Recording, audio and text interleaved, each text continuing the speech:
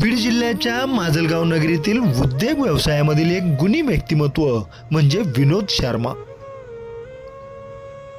आकाशा एवढे मन असणारे आणि आपला व्यवसाय सांभाळताना सामाजिक बांधिलकी आवर्जून जपणारे हे विनोद शर्मा माजलगाव आणि माजलगाव तालुक्यातील सर्व भागामध्ये सुपरिचित आहेत। सकाळी 7 ते रात्री 12 वाजेपर्यंत ते आकाश मेडिकलच्या माध्यमातून कार्यरत असतात।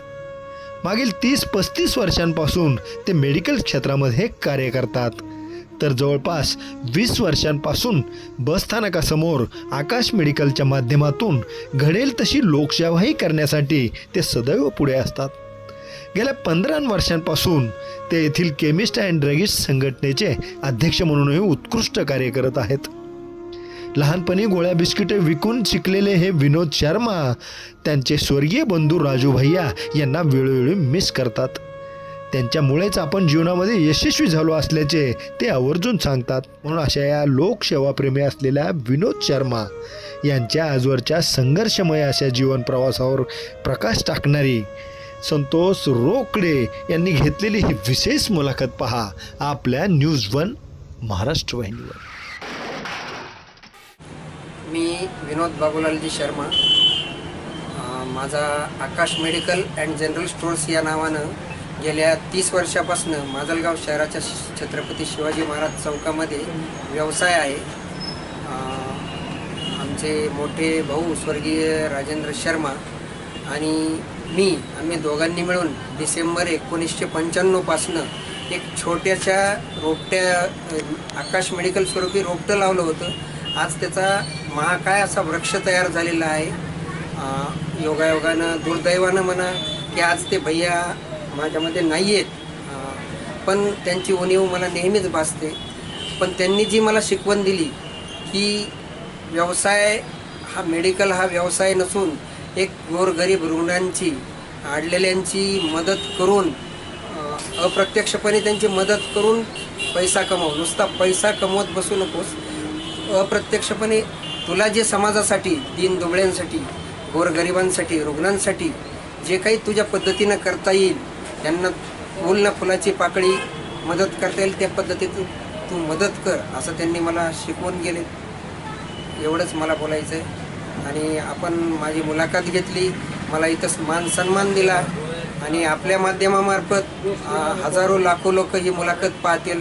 एवढंच म्हणेल मी की व्यवसाय करा, पण व्यवसाय हा व्यवसाय न करता सामाजिक बांधिलकी जपा, गोरगरिबांची नडल्या गांजल्यांची मदत करा, एवढंच मी म्हणेल। धन्यवाद।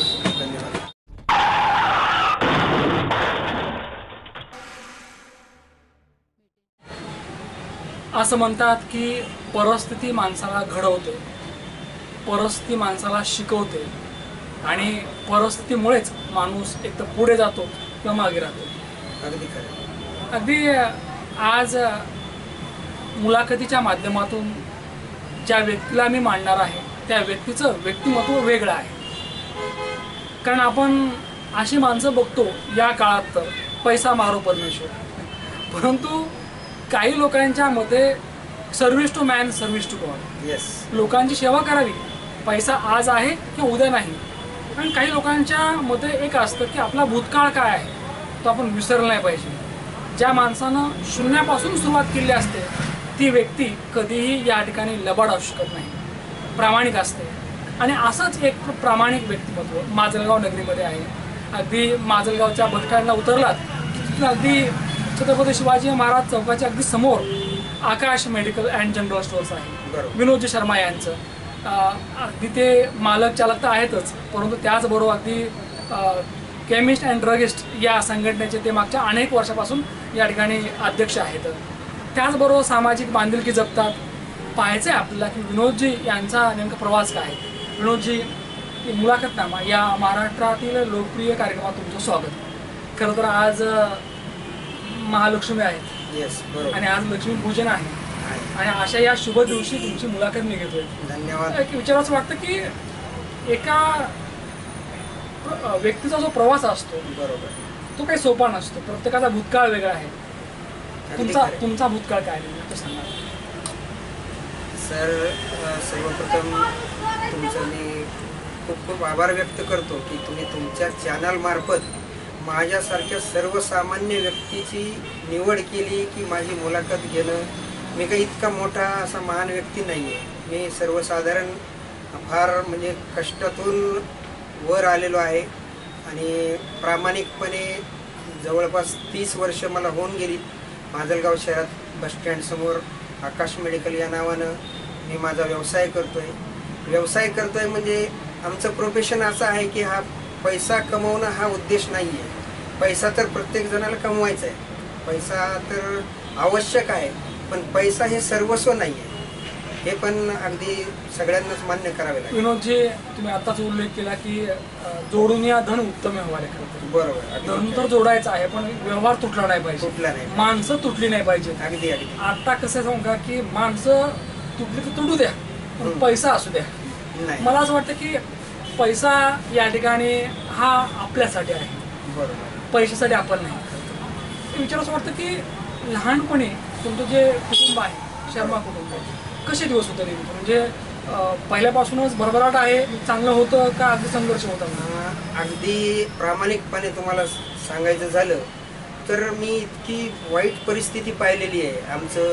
आमचे आई वडील आणि 3 भाऊ आणि बहीण असं माझं छोटंसं कुटुंब होतं. त्यावेळेस इतकी हालाकीची परिस्थिती होती की अक्षरशः मला आठवतं आहे, मी 3री-4थीमध्ये असताना मी आणि माझे मोठे भाऊ म्हणजे की स्वर्गवासी राजेंद्र शर्मा, आम्ही इतका संघर्ष केलेला आहे की या काळामध्ये राठोड टॉकीज नावाची टुरिंग टॉकीज असायची, तिथं आम्ही गोळ्या बिस्किट विकायचो रात्री. दिवसा सकाळी 5ला उठून ब्रेड खारी वगैरे विकायचो. त्यानंतर आम्हाला आईवडिलांना शिक्षणासाठी आम्हाला शिक्षण तर दिलं, पण परिस्थिती इतकी होती की अक्षरशः फीस वगैरे भरायला सुद्धा पैसे नसायचे. म्हणून आम्ही वडिलांना मदत म्हणून त्या काळामध्ये हे छोटे मोठे कामं करून बिस्किट गोळ्या विकून, खरं तर गोळ्यामध्ये गोडवा असतो. हो, दुसऱ्याच्या आयुष्यात, दुसऱ्यांच्या लेकरांच्या मुखात गोडवा आणला, पण वास्तवामध्ये विनोदचं आयुष्य फार खडतर होतं, कडू होतं, नाही का, म्हणजे संघर्ष होता. सर, परिस्थिती माणसाला बरंच काही शिकवते, तसं तुम्हाला तुमच्या परिस्थितीने काय शिकवलं त्या काळामध्ये? परिस्थितीनं मला हे नंतर हे कळालं की माझ्यासारखेच या जगामध्ये, या आपल्या शहरामध्ये, आपल्या महाराष्ट्रामध्ये कितीतरी गोरगरीब असतील. त्याच्यामुळं मी त्याच्यानंतर माझा व्यवसाय टाकताना हा विचार करून नाही टाकला की मला नुसता पैसाच कमवायचा आहे. मला समाजाचं काही देणं घेणं आहे, समाजाला काही द्यायचं आहे, या अनुषंगानं मी सतत विचार करत असायचो. आत्ता पण 30 वर्ष झाली लगातार मी हे माझा व्यवसाय चालवतो, पण फक्त पैसा कमवणं हा उद्दिष्ट मी कधीच ठेवलं नाही. परिस्थिती बिकट होती पण तरी डगमगला नाही. तुमचे भाऊ असतील, वडील असतील, अगदी एका जीवाने तुम्ही लढलात करता. बरोबर. अगदी मला असं वाटतं की एकीचे बळ मिळते पण. अगदी तुम्ही मग उल्लेख केला तुमचा बंधुराजचा, हो, जे आज या विश्वात नाहीये. बरोबर. काय भावाबरोबर कसं नातं तुम्ही? हे पहा की त्यावेळेस अशी परिस्थिती होती की 10वी झालं, 10वी नंतर फार्मसीला माझा नंबर अकोल्याला लागला. त्यावेळेस अक्षरशः मेसचे पैसे भरायला सुद्धा पैसे नसायचे.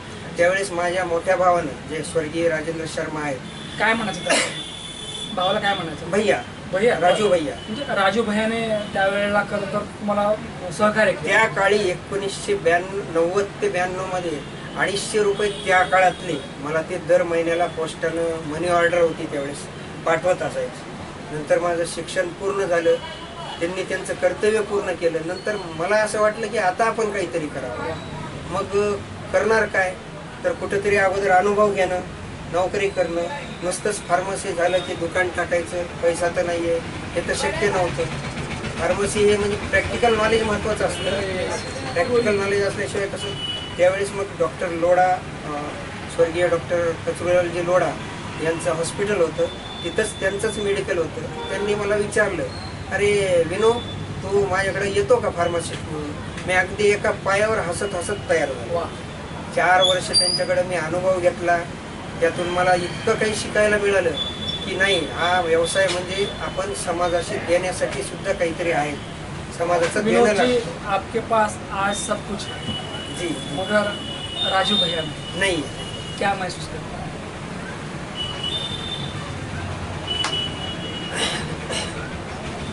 आज सब कुछ है लोग हैं, पूछने वाले हैं, जय जयकार है, बस बैलेंस भी है. ते माझ्या सोबत आहे. ते जरी नसले या जगात तरी ते माझ्या सोबत आहे. न्यूज वन महाराष्ट्र चॅनलच्या वतीने आज राजू भैया जिथनं कुठनं पाहत असतील ना, त्यांना आम्ही आज सॅल्यूट करतो. आणि एक मुलाखतकार म्हणून, एक शिक्षक म्हणून Thank you. मी त्यांना सलाम करतो की त्यांची दुआ, त्यांचे आशीर्वाद तुमच्या पाठीशी बरोबर. कायम राहिले. आणि म्हणूनच कधी काळी 1 रुपया सुद्धा पाहायला मिळत नव्हता. आज तुम्ही एका दुकानाचे मालक आहात. बरोबर आहे. मला असं वाटतं की दुआ असते कोणाची तरी, नाही का? कारण माणसाला बदुआ कोणाची लागू नये, नाही नाही नाही. तेच तर महत्वाचं. तळतळाट म्हणायची त्याला. तळतळाट कोणाची लागू नये, लागू नये. आशीर्वाद लाभले पाहिजे, नाही का? सर, लहानपणी ज्या वेळेला हे आयुष्य राजू भैया बरोबर होतं, हो. तुमच्या भावंडाबरोबर होतं, आई बरोबर होतं, वडिलाबरोबर होतं, गरिबी होती, पण त्या गरिबीत सुद्धा एक श्रीमंती होती. अगदी आम्हाला ती श्रीमंती सांगा सर. गरीब श्रीमंती म्हणजे असं होतं की त्या काळी थोडक्यात सांगायचं एक छोटंसं उदाहरण देतो. त्या काळी गव्हाची पोळी खाणं म्हणजे एक खूप मोठ्या माणसाचं लक्षण असायचं. पण त्या काळात आम्हाला ती काही भेटत नव्हतं. कधीतरी सणाला ती पोळी भेटली गव्हाची की आम्ही त्याच्यात इतका आनंदी असायचो, पूर्ण कुटुंब आनंदी असायचं. इतका हलाखीच्या परिस्थितीतून आम्ही वर आलो. एक काळ असा होता की गव्हाची पोळी, हो हो. फक्त पोळी, गव्हाची तर पोळी. तेल असं नसो, हा नाही नाही. ती सुद्धा नशिबात नव्हती. नव्हतीच. आज पोळ्याच पोळ्या आहेत. आहेत.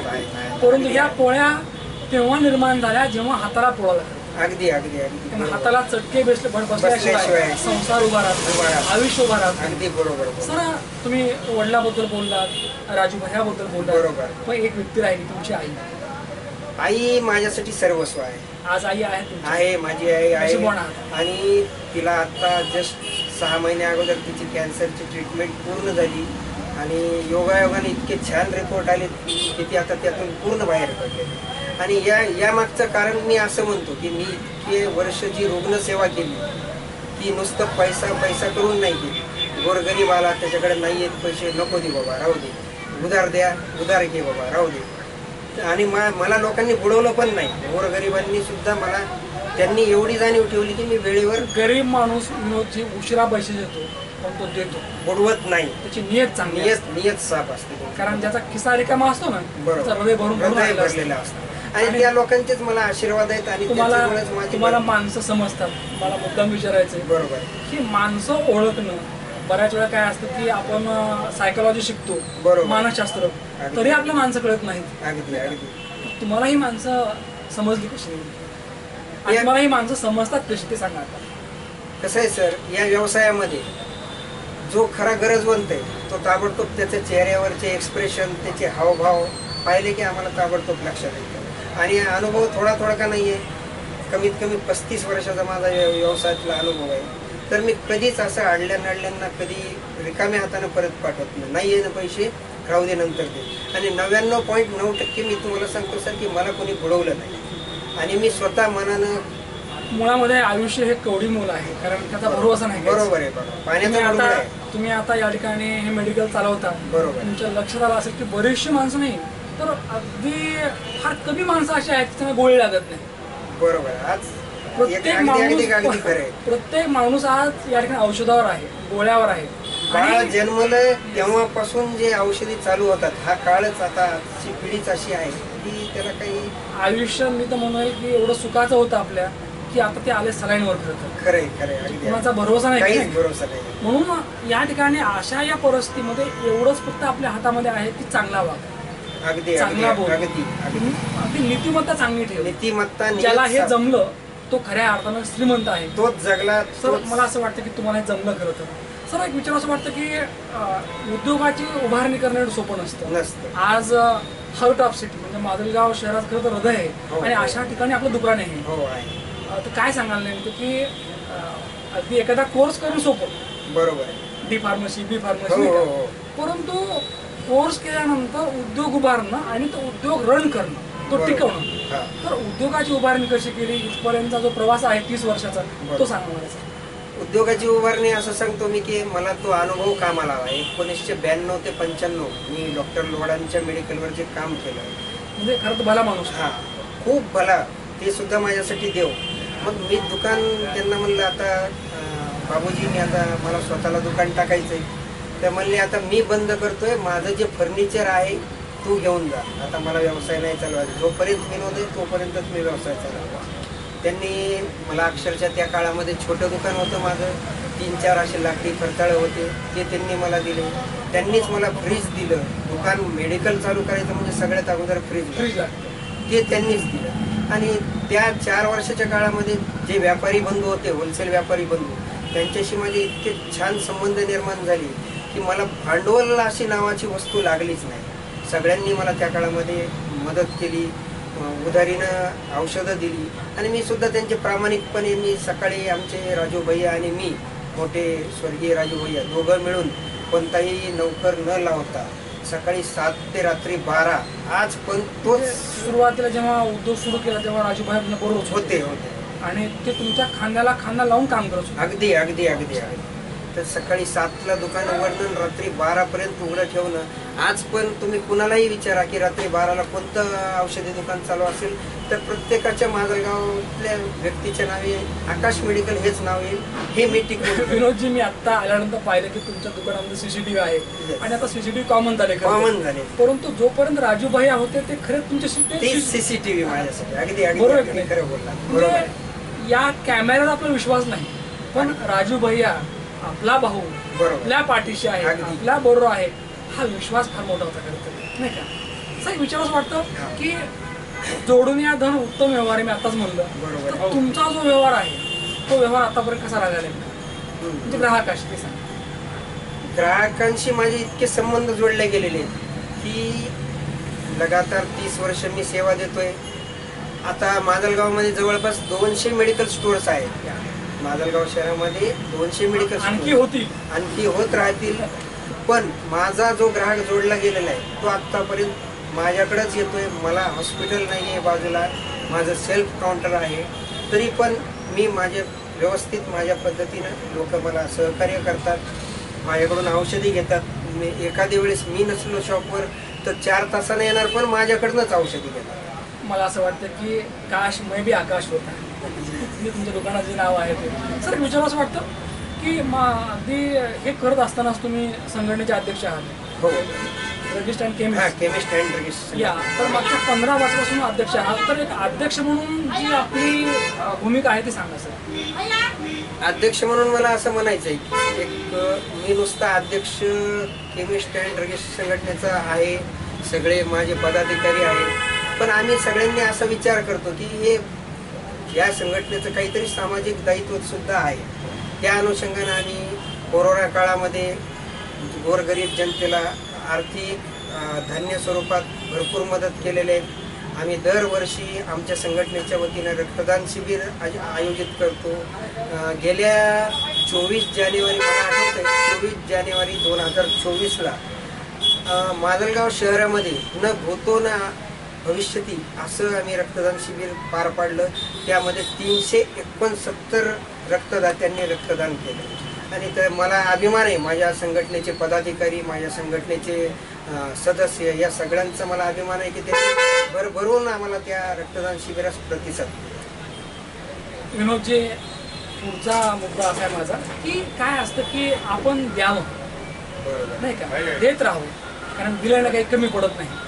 तुम्ही आजपर्यंत बरंच काही दिलं आहे, तर तुमच्या या देण्यामागचा जे काही तुमची भूमिका होती तुम्ही स्पष्ट केली, पण यातून तुम्हाला नेमकं काय भेटलं? देण्यामागची भूमिका मी असं म्हणतो, मी जी परिस्थिती भोगली, मी माझ्या जुन्या काळामध्ये जे मला भोगावं लागलं ते आणखी दुसऱ्यांना भोगावं लागू नये, त्यांना सुद्धा सगळ्यांना मदत करता येईल तेवढी मी करायचं, त्या अनुषंगाने मी नेहमी प्रयत्न. आजवर हा जो प्रवास आहे, एक काळ होता की पैसे नव्हते, अगदी खायचे पण वांदे होते अगदी, आणि आज मात्र सगळं चांगलं आहे. तर या पूर्ण यशाचं श्रेय आपण कोणाला देऊ शकतो? मी माझ्या यशाचं श्रेय खरं सांगू का, माझ्या भैयाला.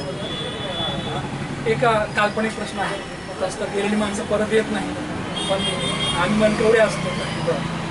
काल्पनिक प्रश्न असा आहे की अजय भैया जर शनिवारासाठी विनोदच्या समोर आले, काय सांगा? त्याला हेच सांगेल की तू मला जे शिकवण दिलीस, तू माझं जे शिक्षण केलंस, तू मला जे स्वतःच्या पायावर उभं राहण्यासाठी मदत केलीस, आज तो इतका आनंदी होईल हे सगळं ऐश्वर बघून. स्वतःचं घर, 3 मजली घर, जे की 6 पत्राच्या खोलीमध्ये 6-7 जणांचं कुटुंब राहत होतं आणि आज 3 मजली बिल्डिंग आहे. स्वतःचं दुकान, स्वतःचं मेडिकल, स्वतःची जागा झाली आहे या 6 महिन्यांमध्ये. म्हणजे घर आहे, दुकान आहे, सगळं आहे, पण तो नाही. तो नाही. राज की बात तो ये है कि हमें आज जो कुछ मिला है वो राजू भैया की वजह से मिला है. अगर भैया नहीं होते तो हम यहाँ नहीं होते. कारण राजू भैया, मला असं वाटतं की तो रामच, की ज्या रामानं कधीच अपेक्षा केली नाही की मला काहीतरी मिळेल, माझ्या भावाचं चांगलं व्हावं. कारण शिक्षण घ्यायची परिस्थिती नव्हती, खायचे वांदे होते, मग पुस्तक कुठून आणायचं, आणि अशा परिस्थितीमध्ये माझा भाऊ शिकला पाहिजे ही भावना होती. 200-250 रुपये काबाड कष्ट करायचे आणि आपल्या भावाला पाठवायचे. मला असं वाटतं की आज बघतो आपण की प्रॉपर्टीसाठी भाऊ भावाचा जीव घेतो, भाऊ भावाला विचारत नाही, बोलत नाही. अशा भावांनी राजू भैयाचा आदर्श घ्यावा. बाबांनो, भांडू नका, आपण एकाच आईच्या पोटची, का भांडायचं? प्रेम करावं रामासारखं आणि लक्ष्मणासारखं. आज निश्चितपणे लक्ष्मण तर आहे, परंतु रामाची उणीव मात्र कायम राहील, म्हणजे राजू भैयाची उणीव कायम राहील. कारण आज प्रत्येक गोष्टीवर त्यांचा हक्क आहे. निश्चितपणे राजू भैयाला सुद्धा अभिमान वाटेल, गर्व वाटेल असं विनोदजी वागतायत, जगतायत. कारण असं म्हणतात की पैसा येईल अगर जाईल, आम्ही आमची नियत सोडली नाही पाहिजे. सर, मुलाखतीचा करतो आज योग आला, तुम्हाला या ठिकाणी तुम्ही लोकांच्या आरोग्याची काळजी घेता, योग्य या ठिकाणी गोळ्या देता, मेडिसिन देता, फसवत नाही कुणाला, लोकांची काळजी घेता, पैसा असो नसो अगदी उदार ठेवता, प्रसंगी परिस्थिती पाहून माफ करता. बरोबर. देव तुमच्याही आरोग्याची काळजी घेऊ आणि तुम्हाला दीर्घ आयुष्य लाभो. निश्चितपणे या ठिकाणी ही मुलाखत तुम्हाला आवडली असेल. परत भेटूया पुढच्या मुलाखतीमध्ये. तोपर्यंत पाहत राहा न्यूज 1 महाराष्ट्र चॅनल. धन्यवाद.